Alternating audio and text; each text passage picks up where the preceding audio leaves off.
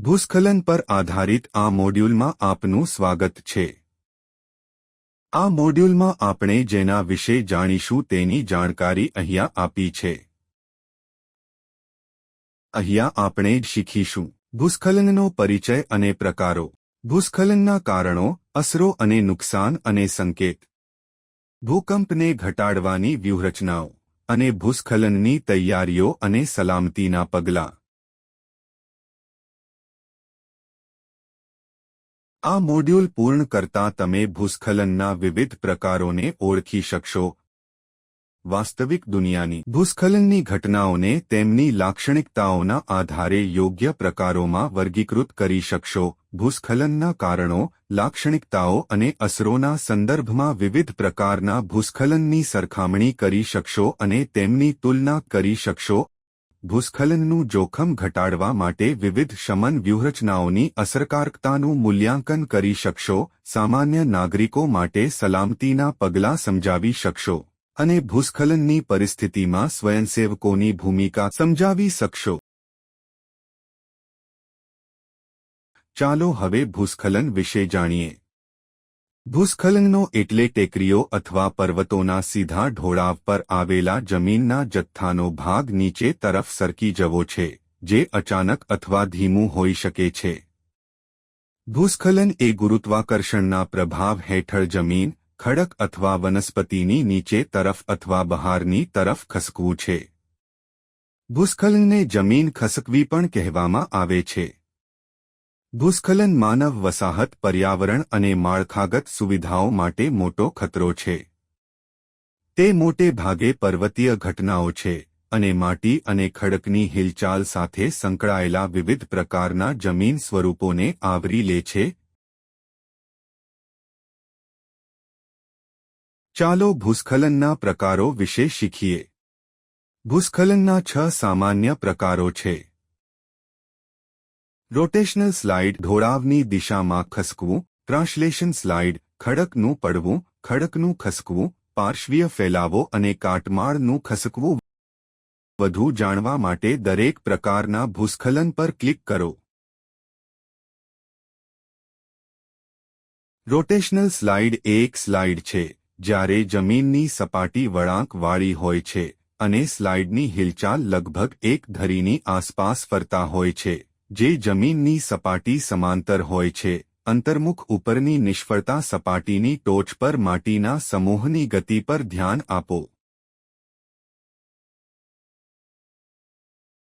ઢોળાવની દિશામાં ખસકવું એ સ્લાઇડ ત્યારે થાય છે જ્યારે નિષ્ફળતાની સપાટી લગભગ સપાટ અથવા સહેજ લહેરદાર હોય। તે ત્યારે થાય છે જ્યારે જમીનનો જથ્થો ઢાળવાળી સમતલીય સપાટીની ટોચ ઉપર નીચે તરફ અને બહાર તરફ ખસી જાય છે। સપાટ સપાટીની ટોચ પર દળની ગતિને નોંધ લો। ખડકનું પડવું એ ખડક અથવા સીધા ઢોળાવ પરથી પથ્થરો અથવા ચોંટીના અલગ થયેલા ભાગો મુક્ત રૂપે પડવાનો ઉલ્લેખ કરે છે।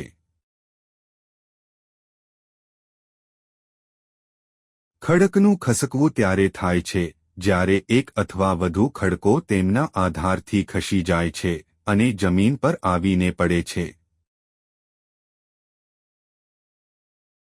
પાર્શ્વીય ફેલાવો ત્યારે થાય છે જ્યારે જમીનનો જથ્થો આજુબાજુથી ફેલાય છે અને આ ફેલાવો જમીનના જથ્થામાં તણાવની તિરાડો સાથે આવે છે। તે હળવા ઢોળાવ અથવા નદીની નહેરો પર જોવા મળે છે। કાટમાળનું ખસકવું એ સામાન્ય રીતે પ્રવાહની ચેનલ સાથે તૂટી પડેલી, અસંગઠિત ન હોય તેવી સામગ્રીની હિલચાલ છે। આ ઝડપથી આગળ વધતા ભૂસ્ખલન છે જે જીવન અને સંપત્તિ માટે જોખમી છે કારણ કે તેઓ ઝડપથી આગળ વધે છે અને તેમના માર્ગમાં રહેલી વસ્તુઓનો નાશ કરે છે। આ સ્લાઇડ્સ ઘણીવાર ચેતવણી વિના અથડાય છે। વર્ષ 2021માં હિમાચલના સિરમૌર જિલ્લામાં થયેલ ભૂસ્ખલન આનું એક ઉદાહરણ છે।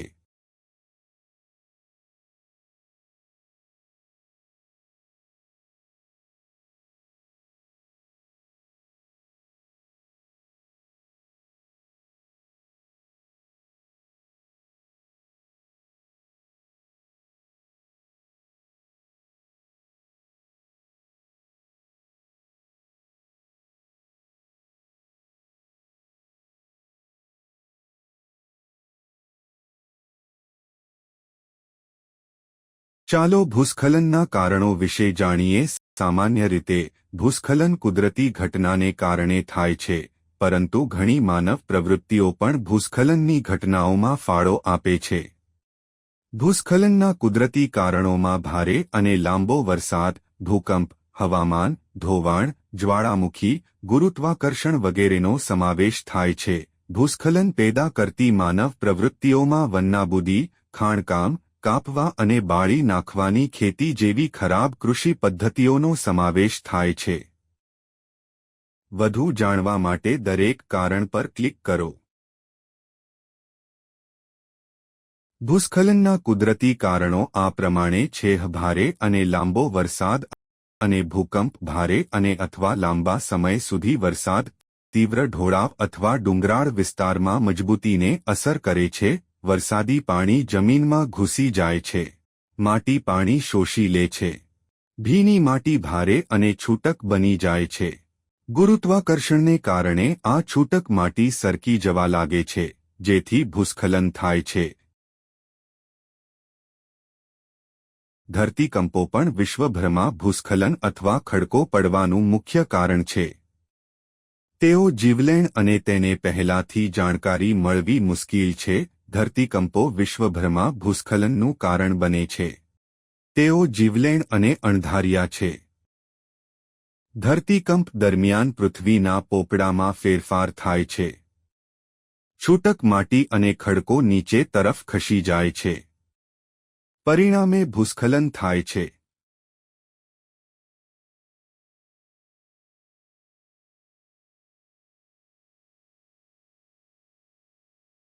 માનવસર્જિત ભૂસ્ખલનના કારણો વનનાબૂદી, ખાણકામ અને ખરાબ કૃષિ પદ્ધતિઓ છે. વનનાબૂદી એટલે જમીનમાંથી વૃક્ષો અને અન્ય પ્રકારની વનસ્પતિને દૂર કરવી અથવા કાપી નાખવી. વૃક્ષોના મજબૂત મૂળ જમીનને સ્થાને રાખવામાં મદદ કરે છે, પછી ભલે તે પાણીને શોષી લે. આમ, તે જમીન પર ગુરુત્વાકર્ષણની અસરોને ઘટાડે છે. જ્યારે આ વૃક્ષો કાપવામાં આવે છે અને ખુલ્લી માટી સંતૃપ્ત થાય છે, ત્યારે તે ગુરુત્વાકર્ષણીય ખેંચાણ સામે રક્ષણ વગર થઈ જાય છે. જમીનની હિલચાલ વધુ સરળતાથી અને ઝડપથી થાય છે, જેના પરિણામે જીવલેણ ભૂસ્ખલન થાય છે.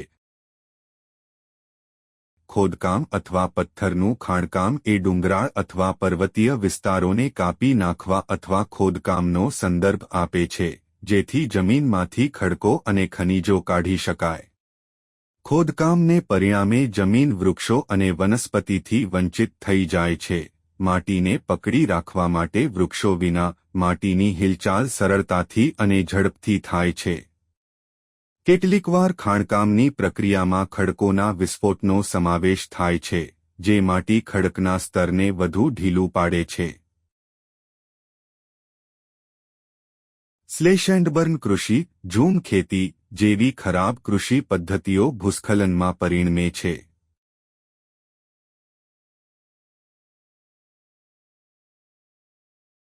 તોડાઈ રહેલા ભૂસ્ખલનના સંકેતો વિશે જાણવા માટે ચાલો એક વિડિયો જોઈએ. વિડિયો જોવા માટે પ્લે બટન પર ક્લિક કરો.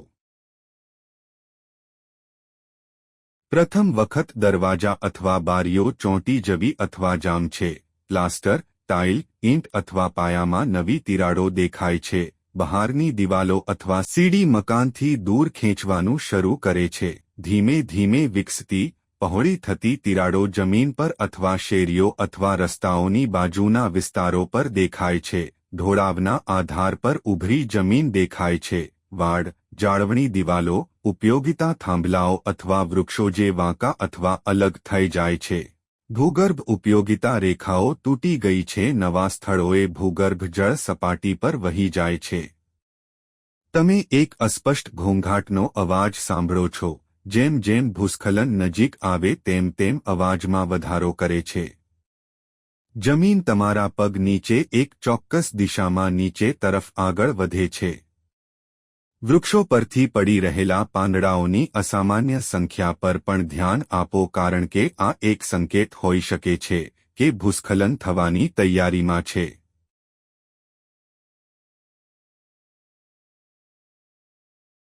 હવે ચાલો જાણીએ કે ભૂસ્ખલન ક્યાં થાય છે. ભૂસ્ખલન સામાન્ય રીતે ડુંગરાળ અથવા પર્વતીય લેન્ડસ્કેપ્સ સાથે સંકળાયેલા હોય છે. તેઓ દરિયાકિનારા અને નદીની ખીણો પર પણ સામાન્ય છે. તેઓ એવા પ્રદેશોમાં જોવા મળે છે જ્યાં આબોહવા અને વરસાદ, ખડક અને જમીનની સ્થિતિ અને ઢોળાવ નિષ્ફળતા માટે સંવેદનશીલ હોય છે.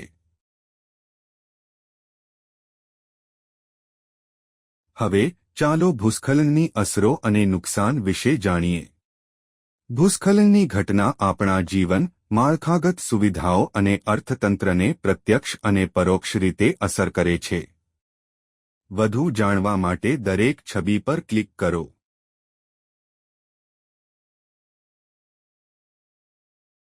ભૂસ્ખલનની ઘટના લોકો અને પ્રાણીઓને શારીરિક નુકસાન, મૃત્યુ અને ઈજાઓ પહોંચાડીને આપણા જીવનને સીધી અસર કરે છે. જે કાટમાળના કારણે રસ્તાઓ, પુરવઠાની લાઇનો અને જળમાર્ગોને અવરોધિત કરી શકે છે.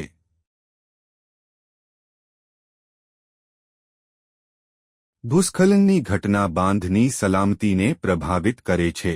બાંધ તૂટવાના કારણે જળાશયની સરહદે આવેલા ઢોળાવો નિષ્ફળ જાય છે, જેના પરિણામે પૂર આવે છે, જેના કારણે ખીણો અને પ્રવાહની નહેરો અવરોધિત થઈ શકે છે, જેના કારણે મોટા પ્રમાણમાં પાણી પાછું પડે છે, જેના કારણે અચાનક પૂર આવે છે.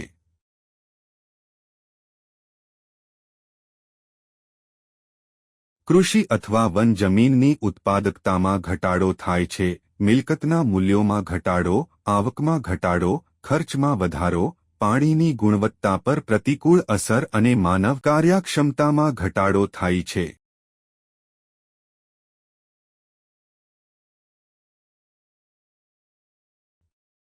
ભૂસ્ખલનની સ્થિતિમાં નીચે વિવિધ શમન વ્યૂહરચનાઓને અનુસરી નુકસાનને ઓછામાં ઓછું કરી શકાય છે. જોખમનું માનચિત્ર બનાવવું, જમીન ઉપયોગનું આયોજન, જાળવણી દિવાલો, સપાટીના ડ્રેનેજ નિયંત્રણ કાર્યો, ઇજનેરી માળખા, વનસ્પતિ આવરણમાં વધારો અને વીમો. તેના વિશે વધુ જાણવા માટે દરેક ચિહ્ન પર રોલ કરો. જમીનના ઉપયોગની યોજના બનાવવી, જે ભૂસ્ખલનની આપત્તિ રોકવાના સંદર્ભમાં ખાસ જરૂરી છે. વરસાદનું પાણી અને પાણીના સ્રોતોનો પ્રવાહની સાથે જમીનને ખસકવાનું નિયંત્રણ કરવા માટે સપાટીથી વહેતા પાણીને નિયંત્રિત કરવું જોઈએ. ભૂસ્ખલનને નિયંત્રિત કરવા કે તેમના નુકસાનને ઓછામાં ઓછું કરવા માટે વૃક્ષારોપણ કરી ઝાડ વધારે સંખ્યામાં લગાવવા જોઈએ. ભૂસ્ખલનની વધારે સંભાવનાવાળા એરિયાની ઓળખાણ કરવા માટે આપત્તિ માનચિત્ર તૈયાર કરવા જોઈએ. ભૂસ્ખલન દરમિયાન જમીનનું ધોવાણ રોકવા માટે માટીને રોકવાવાળી દિવાલો ઊભી કરવી જોઈએ. ઇમારતોનું બાંધકામ સરકારી સત્તાવાળાથી યોગ્ય એન્જિનિયર દ્વારા સંમતિ લઈને જ કરવી જોઈએ. નુકસાનનું વળતર મેળવવા માટે લોકોને વીમાની સુવિધાનો ઉપયોગ કરવો જોઈએ. હું મને સોંપવામાં આવેલા વિસ્તારના સ્થાનિક લોકોને મળવા જઈ રહ્યો છું. હું ભૂસ્ખલનથી સુરક્ષિત રહેવા માટે તેઓએ જે સાવચેતી રાખવાની જરૂર છે તે હું તેમને કેવી રીતે સમજાવી શકું. તમારે તેમને સંપૂર્ણ માહિતી આપવાની જરૂર છે. આમાં ભૂસ્ખલન પહેલા, ભૂસ્ખલન દરમિયાન અને ભૂસ્ખલન પછી કરવાની બાબતો સામેલ હશે. શું તમે મને તે વિશે કહી શકો છો? ચોક્કસ. હું તમને ભૂસ્ખલન પહેલા, દરમિયાન અને પછી લેવાની સાવચેતીઓ વિશે જણાવું છું. વધુ જાણવા માટે નિર્દેશકને દરેક છબી પર ખેંચો.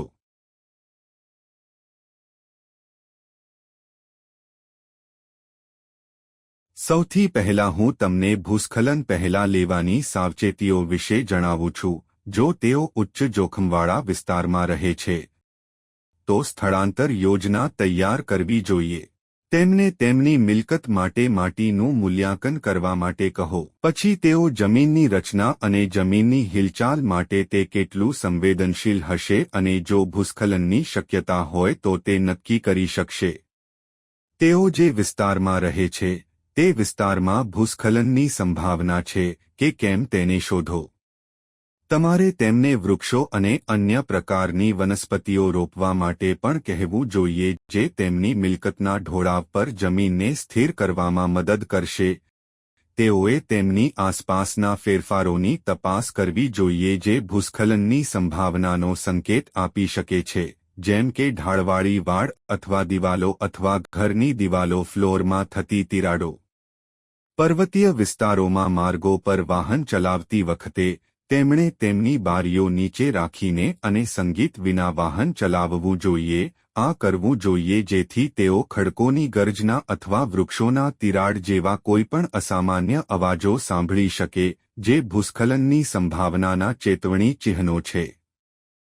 તે વિસ્તારોમાં વાહન ચલાવતી વખતે જો તેઓ વૃક્ષો પરથી અસામાન્ય સંખ્યામાં પાંદડાઓ પડતા જુએ છે તો તે એક સંકેત હોઈ શકે છે કે ભૂસ્ખલન થવાનું છે.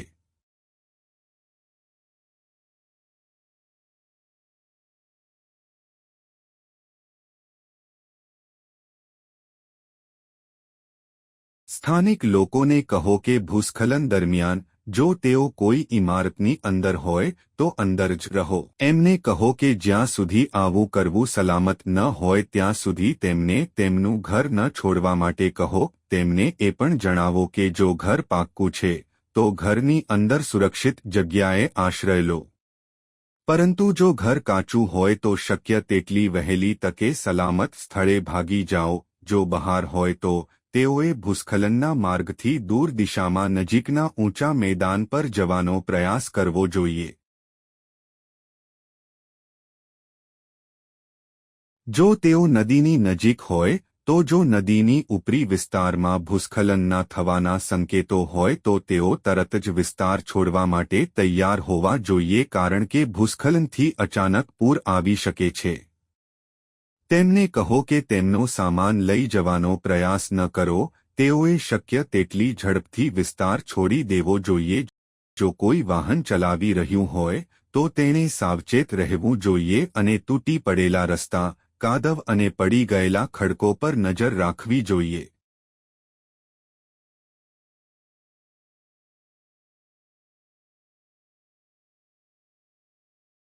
ભૂસ્ખલન પછી તેમને એવા વિસ્તારમાં ન જવા અથવા પાછા ન જવા માટે કહો કે જ્યાં તાજેતરમાં ભૂસ્ખલન થયું છે કારણ કે ત્યાં વધારાના ભૂસ્ખલન થઈ શકે છે. જો આવું કરવું સલામત હોય તો જ તે વિસ્તારમાં પાછા ફરો. ભૂસ્ખલન પછી પૂર આવી શકે છે. જો ભૂસ્ખલનનો કાટમાળ ઉપરના પ્રવાહો અથવા તળાવોમાં પાણીના મોટા જથ્થામાં પડે છે તેમને પડોશીઓ, બાળકો અને વૃદ્ધોને મદદ કરવા માટે કહો. તેઓએ કોઈપણ માળખાકીય નુકસાન માટે તેમની મિલકતની તપાસ કરવી જોઈએ. તેમને કોઈપણ ક્ષતિગ્રસ્ત યુટિલિટી લાઇનો અથવા ફાટેલી પાણીની મુખ્ય લાઇનની તપાસ કરવા અને સંબંધિત એજન્સીને થયેલા કોઈપણ નુકસાનની જાણ કરવા માટે કહો. તેમને તાત્કાલિક વિસ્તારને ફરીથી વૃક્ષો રોપવાની સલાહ આપો કારણ કે જમીનનું ધોવાણ જમીનના આવરણને વધુ નુકસાન પહોંચાડી શકે છે. જો ગેસ પાઇપલાઇન તૂટી જાય તો મશીનરી બંધ કરો. ખુલ્લી જ્વાળાઓ અથવા વાહનના એન્જિન જેવા ઇગ્નિશનના સ્રોતોને નિયંત્રિત કરો અને વિદ્યુત સ્વિચો ઉપયોગ ના કરો. જો ગેસ લાઇન પ્લાસ્ટિકની હોય તો પાઇપને સ્પર્શ કરવાથી અથવા તેની નજીક આવવાથી સ્થિર સ્રાવ થઈ શકે છે જે લીક થતા ગેસમાં આગ લાગી શકે છે. જોખમગ્રસ્ત વિસ્તારોમાંથી તમામ કર્મચારીઓને તાત્કાલિક બહાર કાઢો અને વાહનો અને પસાર થતા લોકોને આ વિસ્તારમાં પ્રવેશતા અટકાવો. અકસ્માતની જાણ તાત્કાલિક ઉપયોગિતા જાળવણીને કરો. સમારકામ કરવાનો પ્રયાસ કરશો નહીં.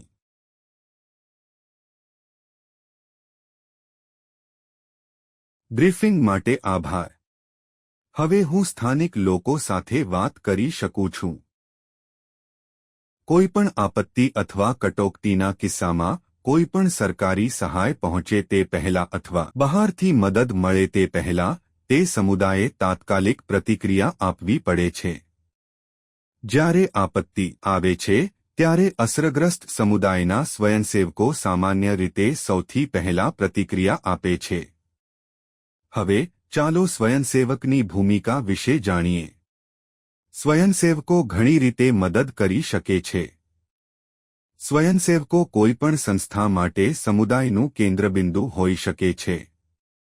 સ્વયંસેવકો લોકો સુધી સરકારની સલાહના સંદેશવાહક તરીકે કામ કરી શકે છે અને ચેતવણીનો પ્રસાર કરી શકે છે. સ્વયંસેવકો અસરગ્રસ્ત વિસ્તારમાંથી લોકોને બહાર કાઢવામાં મદદ કરી શકે છે. સ્વયંસેવકો વિવિધ સેવાઓ માટે રાહત શિબિરમાં સેવા આપી શકે છે. સ્વયંસેવકો ઉપયોગિતાઓની પુનઃસ્થાપનામાં સરકારી એજન્સીઓને મદદ કરી શકે છે. રાજ્ય દ્વારા તમામ પ્રકારની સામાન્ય સેવાઓમાં સ્વયંસેવકોનો ઉપયોગ કરી શકાય છે.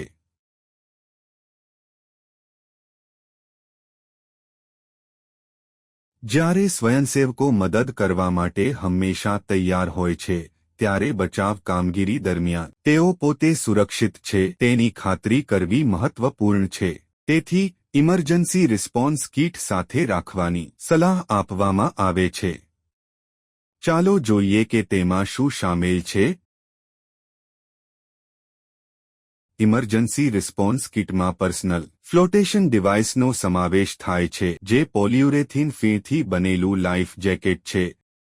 સૌરસક્ષમ ટોર્ચ અથવા ઇમરજન્સી લાઇટ, કેનવાસ અથવા ચામડાની સલામતીના મોજા, પોકેટ ચાકુ, પ્રાથમિક સારવાર કીટ, ગેસ લાઇટર, વ્હીસલ, પાણીની બોટલ, પ્રથમ સ્વયંસેવકનો બેજ, રક્ષેક અને મચ્છરની જાળી, પાણી પ્રતિરોધક કપડાં અથવા raincoat, gum boots, safety goggles, water rafting માટે સલામતી હેલ્મેટ હોવું જોઈએ.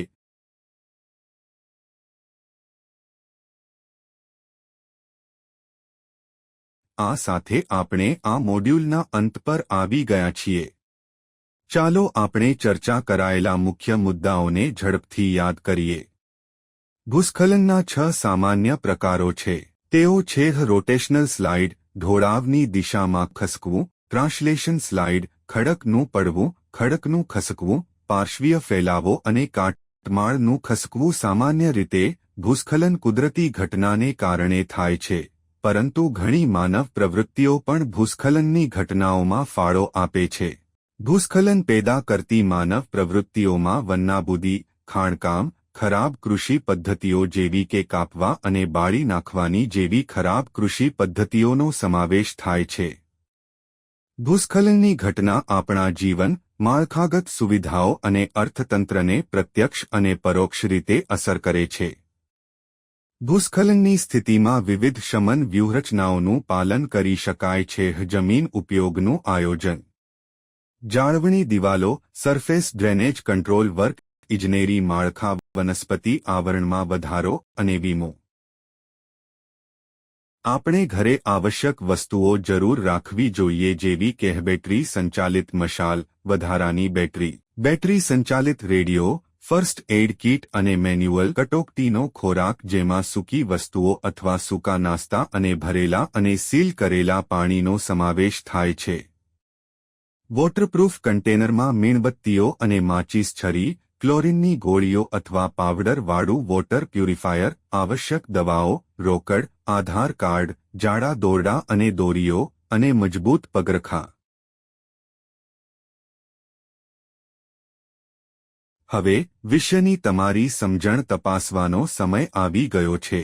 આ એક મૂલ્યાંકન કવાયત છે. દરેક પ્રશ્ન સમાન રીતે ભારિત છે. પરીક્ષા પાસ કરવા માટે તમારે ઓછામાં ઓછા 60% સ્કોર કરવાની જરૂર છે.